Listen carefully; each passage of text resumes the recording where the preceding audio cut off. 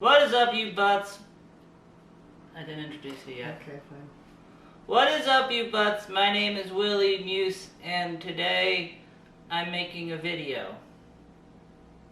Alright, that was your introduction. Come in. This is Matt. Hello. We live together. Platonically. And I didn't have an idea for anything to do, and since Matt needed to make me dinner, I figured, well, you didn't need to make me dinner. You like making me dinner. Sometimes he complains. Okay. So Matt's a decent cook, and I'm a good cook. you're a good cook, 2 thumbs up. and I decided to have him make stuff. So I asked Matt to make me something simple, and his response was to make something not so simple that might be hard to film because he's difficult. So Matt, today, what are you making? A healthy version of chicken tikka masala. A healthy version of chicken tikka masala. Yep. Alright, let's get to it. Go. Okay. So the first thing we're gonna make is a little puree. And you wanna help me? How much do you wanna help me? I'll do whatever you need me to do. Okay. So we're gonna start off with one of our onions. Need 2 onions for this? There's a lot of onion in this. There's usually pepper, but somebody hates pepper. Pepper, okay, don't get it twisted. I don't like peppers. I like black pepper. Which is in this too. Yeah, because it's just like But no. normal, but Bell peppers or chilies or... yeah, because they taste like asshole. You just want to have your onion. We're going to grate this into a puree. You could also use a food processor, but we don't have one because we're poors. I mean, we could probably get a food processor if we wanted it. Oops. Oh. Okay. Oh, well. Oh, wait, don't yet. This top layer of onion is usually pretty garbage. You can usually toss it off. It's also hard to cut. It's usually a little bit slimy because it rots first. Gross. Mm-hmm. We're really not giving a good snapshot of our living situation. It sounds like we're eating garbage. You're not. That's every onion. That's all onions. All onions are rotted? Oh, they're not like rotted. I feel like there's a time in my life where I didn't have rotted onions. What do I do? Alright, so use, for this, because they're pretty big, you want to use the big side of your box grater. Box. All the things that are getting cut. It's a euphemism for vagina. Oh! I have no idea what that is. I have some garlic here in a whole head. And I'm going to walk off camera because our trash can's over here, and there's just a lot of paper on the outside of garlic. You can bring the trash can over here. I'm pulling the green part out of the onion. Don't. Just leave it. I don't like it. I don't care. Why? It's gonna grate in. You won't notice it. I will notice it. Oh my god. Oh, my eyes hurt. Yep. That's why I gave you that job. If I cut myself, it's your fault. Don't cut yourself. Just don't. I'm trying not to, but my eyes are closed. So I'm waiting for that cutting board. When I do, I'm going to smash this really hard and make really flat pieces of garlic because they're much easier to peel. And then I'm going to mince it. We'll add it to that. Ooh, now I'm getting it. Yeah, fuck you. That's not enough? That's about done. Do the other one. The other one? Yeah. Need lots. Ah.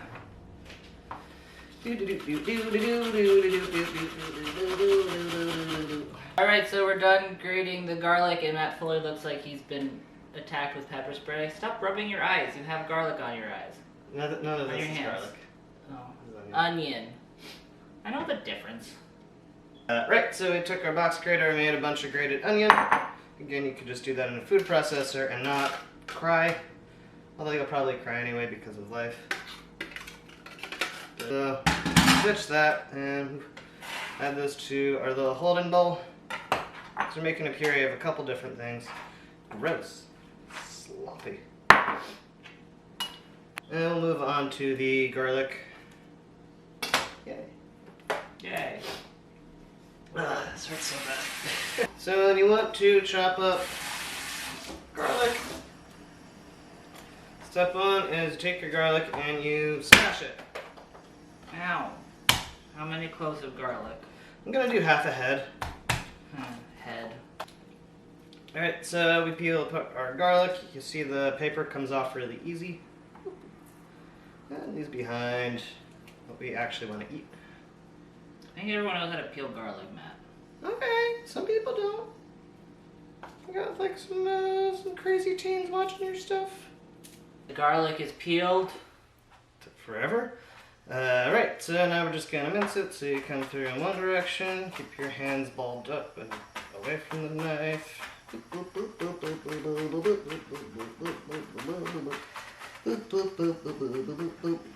I make a lot of noise. Okay, you ready for ginger? No. Right, so we got a big old hunk of ginger. I'm gonna probably do that guy and that guy. That's about 2 inches worth. That's more ginger than a lot of people will suggest. I like seasoning my food. A little trick with this, if you use the inside of a spoon and come out the outside here, it peels super fast and leaves behind most of the ginger as opposed to doing it with a knife. Pretty classic trick. A lot of people know that these days. So now that the ginger is peeled, what do we do? I like to give it a quick rinse just because all the root stuff is dirty. Also, you're a German. You are the opposite of a germ. You are too unafraid of germs. What are they gonna do to me? Get you really sick. He will touch chicken and then like everything else. I'm still alive. Yes, I'm gonna be the one who gets sick. We all know. Yeah, because I'm not afraid of germs and so I have a good immune system. Oh my god. There's a real good trick to mincing ginger because it's really hard to cut when it's in a brick like this because it's really fibrous. So you cut it against the grain into segments that are about 1 centimeter thick or a little bit thinner even. And you do the same thing you do to garlic. You smush it. Yeah. Alright, that gives us a big pile of flattened ginger, which is now much easier to cut through, especially because this is a really cheap, dull knife. So I left all my nice fancy knives back in New York when we left one dream to live another. Yeah. This is what our dream looks like. Delicious food, friends who are platonically together. Our knife is so bad that we can't even wash it in our dishwasher because it rusts. Yeah, it's not stainless steel. Why haven't we bought a better knife yet? We're poors. I think we can afford a knife. Yeah, we probably could. We absolutely can afford a knife. We're doing fine.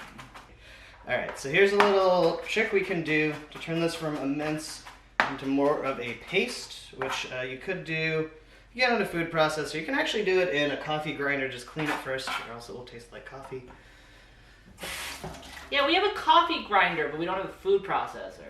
That was an oversight. Priorities. So take some salt, sprinkle it over the top.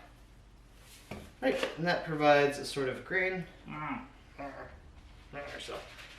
And just run it with the knife across the back.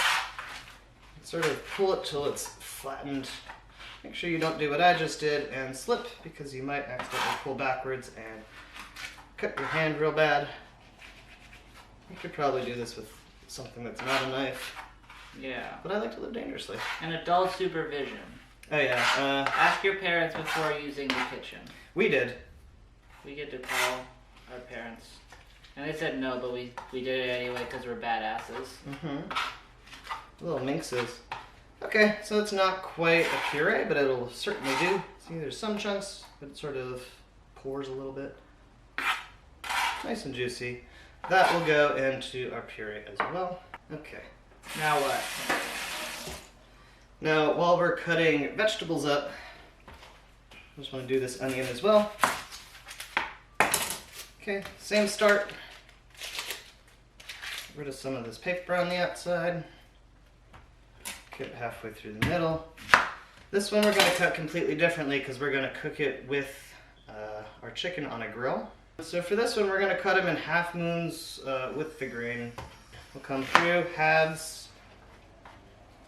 On a diagonal, cut quarters. If you don't want to cut on a diagonal, just cut it straight down. This just looks prettier. There's no other reason to do it. Right, I'm just going to ditch these into the fridge. We don't need them until later. One last thing to put into our puree here is lime, zest, and juice. We don't have a zester, so a trick I've learned, if you want small zest, you can also actually use a sharp knife and cut the whole zest and then mince it. I don't like it. It leaves like weird chunks. So if you take a serrated blade and just brush the outside.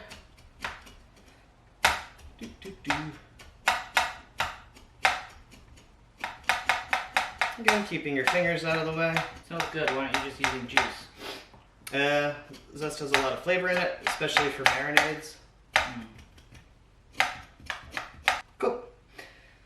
As we go around the outside, we get just a little bit of zest. You get significantly less than you would with the zester, but that's all I'm going to need. It's about a teaspoon. Right, if you want the juice, you roll it first, and you cut it in half across. You don't have to use the tip of your knife like a dangerous person, but again, I'm ready to die. That one's true. Okay, so we have our lime juice. I'm just gonna mix that in. So this puree I'm going to use in two places. The main one is when I make the actual sauce. And I'm going to take about 2-3 tablespoons worth right now to make a marinade. Yay.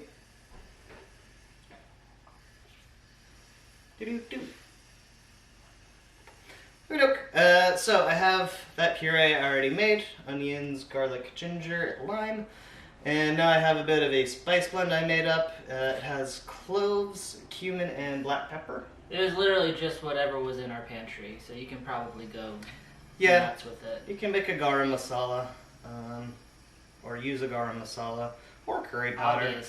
Obviously. Quick stir.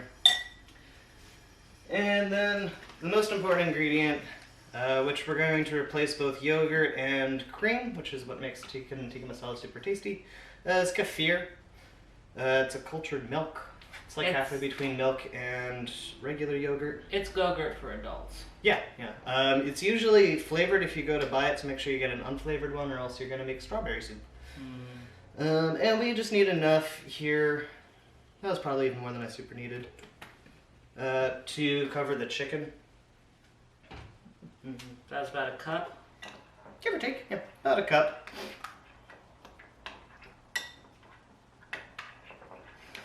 And that'll be the marinade, so this is just going to hang out while we chop up the chicken. We're back. Hello! Hello. We just marinated chicken, right? Yeah, for like 3-ish hours. Yeah, 3-ish hours of marinating chicken, and now it looks like a bowl of oatmeal for some reason. No, it does. And also the onion we cut in these chunks, the moons. The moons. Watch the moons. So I'm gonna finish prepping that real quick. I'm gonna pour a teeny bit of olive oil on it. Bloop. And some About a teaspoon. Teaspoonish. There we go. Some salt. About a teaspoon. That was about 2 teaspoons. Look at how much taller than you I am. No. So can you get those sheet trays I made? Both of them? Mm-hmm. So we said we were going to grill. Oh, but then it sounded hard. And also, we can't turn the fan on while we record, and our fire alarm is right next to where we would grill. That is true. So, I just took some sheet trays, and I wrapped them in tin foil, because it's going to be real annoying to clean up if we don't. Whee! And then we dump onions on one of them, and just spread them out so that everybody's going to get nice and hot in the oven. And then chicken. You could try and drain some of this yogurt if you want. I don't care that much. What I'm going to do instead is while it bakes, I might take it out and pour some of the water off because there's a lot of water it will lose. Okay. Cool. So I'm just going to glomp that. That looks really gross, sorry. And how long do you cook it for? I'm going to drop it in for 20 to 30 minutes. I'll check it at 20 minutes. But how hot? 450 degrees. 450 degrees for 20 minutes. Or more. Or more. So while the chicken and onions are cooking, what are we doing? So the other parts are rice and a sauce. So here's how we start building our sauce. Doink. We're going to take some butter. This is a little more than I really need, but butter's tasty, and I don't feel like cutting it. 2 tablespoons? Yep, about that much. You can toss it. And also a teeny bit of olive oil. It's a lot of oil. I think we lost our healthy tag. We're not using cream though. We're not using cream. If you want to be decadent, use cream. And this is the rest of that puree we made earlier.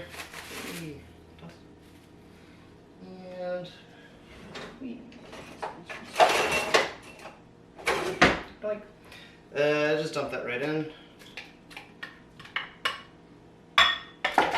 Okay, so what we're gonna cut out is we're gonna put this on a really low flame for 20 to 30 minutes until it's completely caramelized. Oh, why would you eat that? That's just... I don't want it. I don't want the green part in it. It's just, you picked out the green part? Yeah. How'd you even find the green part? 'Cause I can find it.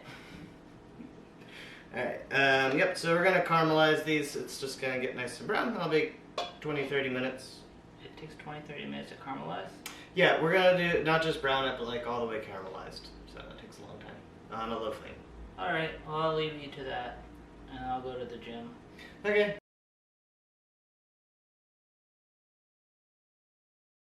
Okay, I forget where we left off, but We put stuff in the oven. we put stuff in the oven and now we're back to stew. Mm-hmm. We're gonna stew. So we have some cooked chicken. Yeah, let's show it off. So... That's what I was, you could have just grabbed it. We have some cooked chicken. Yeah, so it looks like this. About halfway through I had to grab it out and push some of the water into the sink because it loses a lot of water. And You can just probably be careful when you do that. It's really hot. You can probably hear our dog clomping. Clomp, clomp, clomp. The onions look like they're not super all the way cooked, and that's okay because they're going in the sauce, but they got little crispy edges and they're a little soft. They are cooked onions.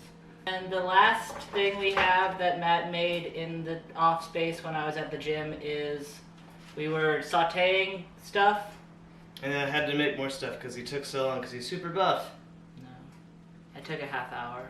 Yeah, but still it was too long. So yeah, I took the mixture and then I browned it and then I added a whole can of tomato paste, which is 6 ounces, and a bunch of spices. I did cumin and cloves and black pepper and chili powder, and that's it. Yeah, and then you add like about 2-ish cups of water until instead of being a paste, it's most of a sauce. It's almost done now. You for sure can't see that. So our next step is... You're just gonna take everybody and dump them into this pot here. Alright, so that's chicken in the sauce. Yep, that's the chicken, all cooked up. It's a little dry. It's gonna get delicious again back in the sauce, so you need to do that. And then the onions. Yep, and the onions too. Yep, just mix it up. We're gonna put this back on the stove and let them get to talk to each other for a second before we add the kefir. The stove is the fire thing. It's where the fire goes, out of... One of the places. So we're gonna let that stew for a bit, and I'll walk the dog, and Matt'll Finish it when you get back.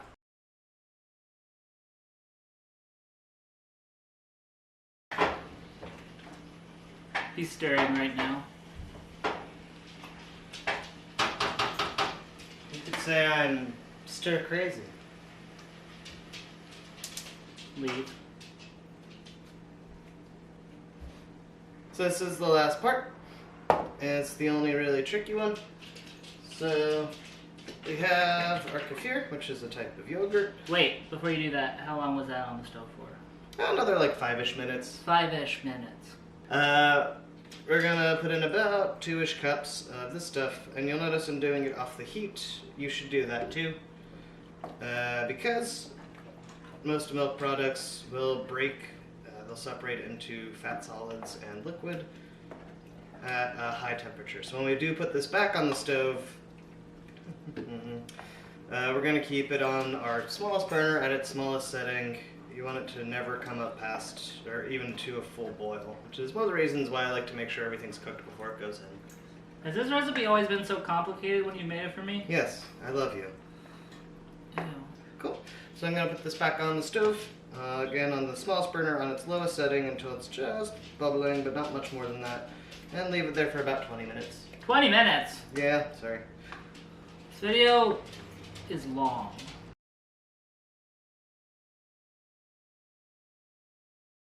Alright, so Matt says it's ready. But he's off camera now. Oh no. I'm doing my makeup. Alright, so what's the last step? You made rice, Matt made rice. White rice. I made wet rice. Brown rice takes forever. Now we eat it. Okay, so make a bowl and I'll try it and tell you if it's good. Uh-oh. It's like I need a cup of rice. There we go. Okay. That's not an eyeball a cup. Making faces at me.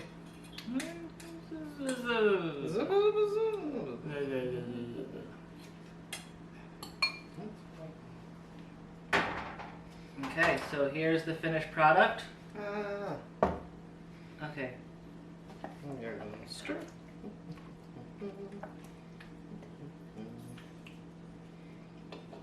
Get a gold scoop.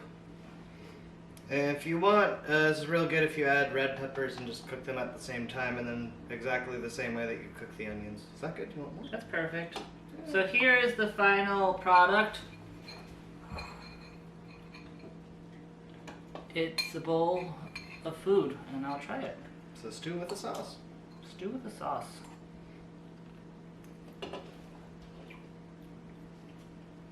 Terrible. No, it's really good. I like it. It's really good. I was joking. I was joking. It's really good. If you want to try it, then just watch this video a bunch of times to get a hang of how to do it. Should I do my best Giada? Ah! See you later, guys.